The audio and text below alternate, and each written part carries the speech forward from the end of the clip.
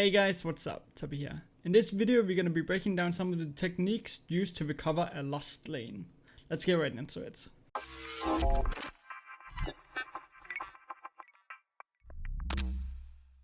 Okay, so to start out, I actually went around and asked some of my high elo friends what they think you should do when you fall behind in the bot lane. And here's some of the quotes that they said. So if we start with Peep, he's a 600 LP support main. And he said for support, roam when you're able to. So basically look for a lot of roam opportunities, but this video is kind of meant for AD carry, so I also asked him if he has any thought of that, since he is a really high elo support player, so often he also knows just somewhat what an AD carry should do, right? Since he plays along with it every day. So for AD carry he said play passive and farm under turret, don't engage in fights without ganks except the enemy is making a huge mistake. And then I also asked another friend who's called J-Boom, who's a 400 LP AD carry player who usually plays around on a few teams. And what he said is, on AD carry, well, you can force a 2v2 and hope to outplay them, or you just CS and wait for the enemy to make a mistake. And then I also wanted to include myself. What I would say is look for roams, swap with a teammate. If the bot lane is completely unplayable and you haven't died 10 times yet, it's usually not too late for swapping and letting someone else hold bot lane, because you're much safer as an AD carry under the mid lane tier 1 turret than you are on the bot lane, leaving you very vulnerable to getting dove and just killed over and over. So getting out of bot lane as soon as possible can definitely be a really good thing in some games. And if you look at just the things that J-Boo and Peep said, then something I noticed they both mentioned is that they both said that you should wait for the enemies to make a mistake. And this is also something we talked about in one of my previous videos, how important it is to really let enemies make mistakes by having a good wave management. And one of the easier ways to make the enemy team like overstay and become very vulnerable to ganks is by constantly freezing on them. And when I browsed a lot of different forums like Reddit and other articles, a lot of people came to the conclusion that the freezing on people is one of the best ways to let the enemies make a mistake when you're already behind, because they are more likely to overstay and get killed by a gank from your jungler. So that's definitely something that is really good to do if you're behind. In some situations. Not every game, but in some. I just want to make that clear. But if we go back to J-Boo and Peep, then they have a very different outlook on how to play the AD carry role when you're playing from behind, besides that you want to look for mistakes. And this could be due to the fact that Peep is a support main and he prefers his AD carries play more passive, so he can roam and carry the game from top/mid mid side if the bot lane is like looking really doomed. Meanwhile, J-Boo is more wanting to force a play to try and make a comeback. And this certainly can be really good, but you have to know your champion's damages pretty much exactly when you're looking for forced fights. Because otherwise, if you just force a fight in on the enemy bot lane and you die, you might end up resulting in that the enemy bot lane just starts snowballing and just takes the whole game away from your teammates.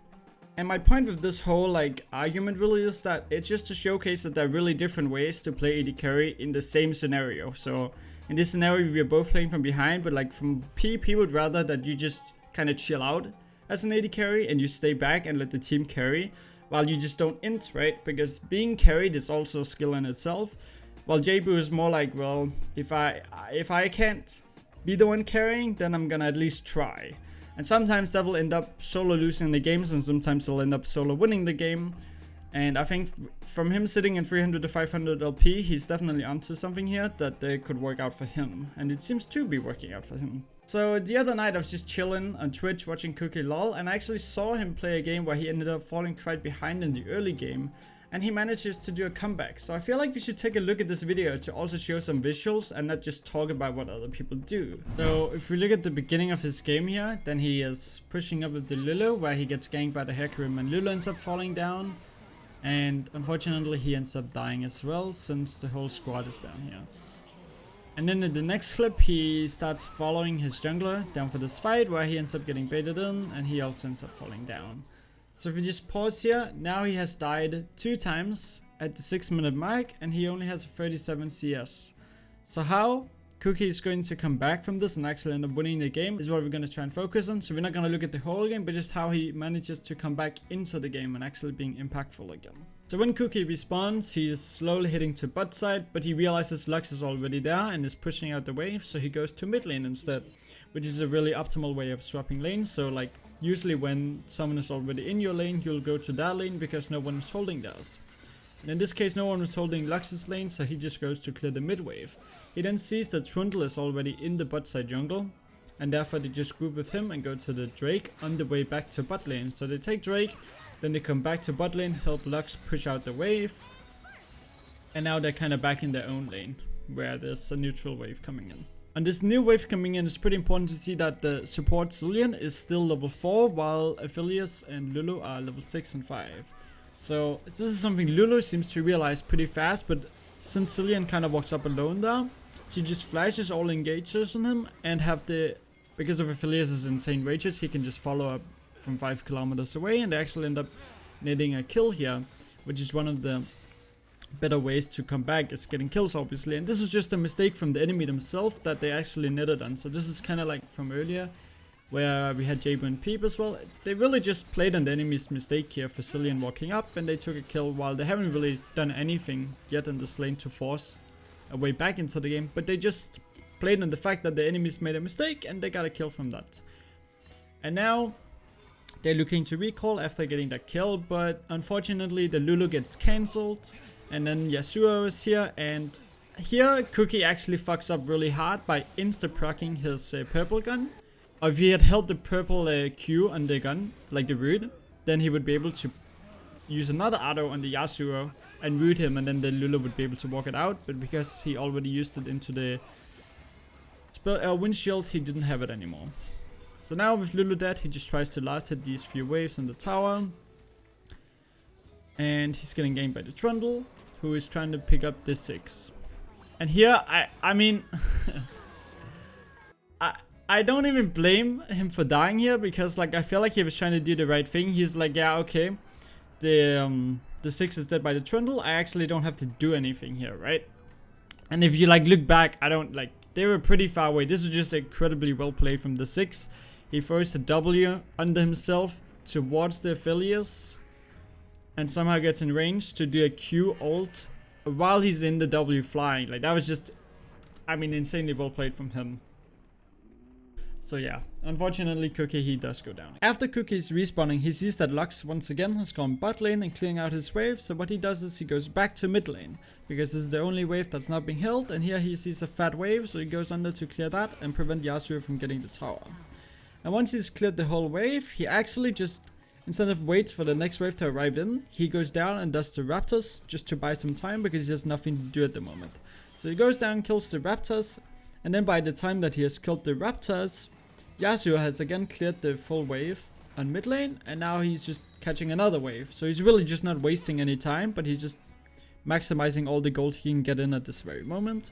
So he just clears out this next wave again, and Lulu has rotated over to him to secure the next wave after the one he kills here, so he gets even another wave. Like right now he's just catching in all the gold he can. He actually gets some deep vision while the next wave is coming, and here he just catches in like 4 or 5 waves and a Raptors in like 2 minutes. So he just gained a shit ton of gold in a really short time. And instead of overstaying and trying to get the tier 1 tower in mid lane, he sees that the enemy bot laners are like pushing in hard on this Lux, because he's struggling to hold it in 1v2. So he decides that he's gonna actually come down in bot lane and try and help out, since the jungler's down there too. So he runs down bot lane, and he ends up helping out the team to finish off the fight.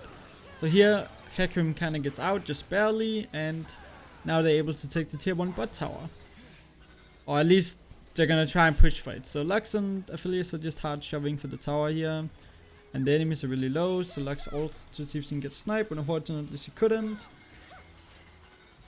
And now he just stays bot lane. So now he's back in his lane, and they're just hard shoving since they just pushed 3 people away with really low HP. So now he's just gonna try and get the tower here. And he has red and white, so he's like really strong. And Hecarim then decides that he has healed up in the jungle and actually want to try and kill him. But with Lulu ult and the cleanse, he actually manages to just straight up double kill on the... He actually triple kill. I didn't even see how he killed the Zero. I think he killed Zero with his ult there. So he just got a triple kill because the enemies were not wanting him to have the tower. So yeah, I mean, now you can see from being 0-2 in the game with 37 CS at the 6-minute mark, he's now 107 CS at the 13-minute mark, and he's 4-3-1. So he's kind of slightly came back here. If you just look at the ways he's done so far, he hasn't really tried to force anything crazy, except that one play that Lulu kind of initiated, where they all in the Cillian because he was level 4, which was really smart. So they were basically able to one-shot him because Cookie was level 6. And otherwise he has really just been maximizing his farm, because every time Lux went bot lane, he went mid lane to catch the farm. And that's really how you do this, guys. It's really simple. Like, you don't have to do much more than this. Like, all he has been focusing on this game is every time Lux has been bot lane, well, he goes mid lane to catch the farm. So he's just been trying to get as much CS as possible. But unfortunately, the game doesn't just go smooth from here. And after resetting with his huge amount of gold that he just cashed in from this triple kill, the game unfortunately doesn't go so smooth after all, because he does end up getting caught right away, giving a 500 gold bounty to the Yasuo. After Cookie respawns after dying to the Yasuo, he ends up going back to the bot lane, because Yasuo went bot after pushing out the lane. So now he has a big wave to catch down there. As he actually arrives into the lane, the Yasuo has been chased down by the Hecarim and the Lulu, and he just went straight into Cookie, netting him a free kill. So that's really nice. And then Cookie just takes care of this Omega huge wave that is here, and he just starts pushing it out. And he even goes for the next one as well, just to keep the CSing up. And here they now, of course, want the tier 1 turret finally, which has been a struggle for them to take. They tried a lot of times, but they finally got it. And Lulu and the Philistine decides to keep pushing because the Trundle is bot side, so they're not really in a huge threat, since he's right around the corner to help them out. So they also try and push for the tier 2 tower, considering that their enemy team is pushing really hard for the top lane right now, where a lot of them are showing in the minimap, so they're pretty safe here, taking tier 2 tower. 6 does one-shot the wave though, and the Hecarim is here now, so they kind of just have to back off from here. But at this point, the laning phase is really done, because tier 2 tower is down, and even tier 1. Usually it's done after tier 1 tower, but they were managing to get 2 towers in one push here, which means that the whole laning phase is done, and Cookie is ending off on 6 kills, 4 deaths, and 1 assist, and 146 minions at the 70-minute mark throughout his laning phase. And this is like relatively good, right? He has really, I would say he has pretty damn good CSing for how this lane started out. And he also has had a decent amount of impact in this game, because he was always kind of rotating to the fights from mid lane to the bot lane and stuff. And he was just being there right at the right times. So how did Cookie go from 0-2 to 6-4 again? Well, if we recap, then he utilized roaming mostly. First, Lulu initiated that all-in, netting Cookie 1 kill. But after that, he really didn't force anything. Lux is being extremely helpful this game, allowing Cookie to swap to the mid lane multiple times for some free farm, and even the Raptors allowing him to catch back up in CS and not become completely useless. As soon as Cookie had killed the mid waves, he pretty much always roamed directly back to the bot lane, because there was always a fight happening down there. So he just went mid lane, grabbed all the free farm he possibly could get, and then he went back to the bot lane to join the fight. So he was really just like getting that free XP and getting back into the fight and helping out the team, making them win the fights as well. And eventually the enemy team, I guess, just had enough and decided to all in him, where he ends up getting this triple kill. And I mean, to be fair, Cookie also played that fight really clean. Like, he did have the cleanse pretty much on point with the Hecarim's ult, and he also had a really good ultimate. So I mean, in the end, he did play a really good fight there as well. But I also think that the enemy team were maybe a little bit too crazy for engaging in an Aphelios with a Lulu right next to him, while he had a red gun and a white gun, which is some of the most broken guns on Aphelios. So looking at this game and kind of simplifying it, then what Cookie really did this game was that he followed up on Lulu's all-in engage on the level 4 Cillian. And then after that, he really didn't do much. He just started roaming mid lane every time Lux went bot lane, which is the general play. And he gained a lot of free CS from that, and then he took the Raptors as well when he had time, and then as soon as he took all of that, he would come back bot lane and join the fight. And when that was over, I mean, they were just catching on the enemy's mistakes and getting some free kills in the bot lane. And then they would pretty much just rinse and repeat this. Lux would go take bot lane for him, he would go mid lane, he would come bot lane, join the fight, rinse and repeat. Now if we talk about this whole video in itself though, then I just tried to display to you guys that we could pretty much play the same scenario out in 3 different ways. Like, you can play it really aggressive, you can play it really safe, and it might work out, right? So that's the beauty about League of Legends. You really have a lot of options when it comes to the same play, and some plays will work and some plays won't.